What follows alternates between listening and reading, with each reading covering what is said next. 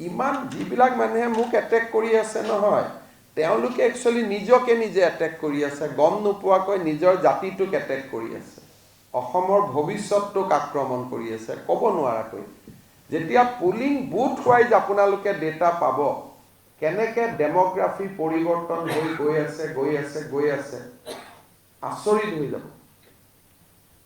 21,000 pulling বুথৰ 28,000 pulling বুথৰ 19,000ত ডেমোগ্ৰাফি পৰিৱৰ্তন। আমি prepare কৰি আছোঁ, এপ্ৰিলত মই দি দিম। আৰু মইতো কংগ্ৰেছ পাৰ্টিক আহ্বান জনাম যে এইটো it is not a political game, এইটো আমি সকলো লগ হৈ যুঁজিব লাগে, অকলে আমি কিমান দূৰ যুঁজিম। Everybody should fight unitedly, nobody should be disturb.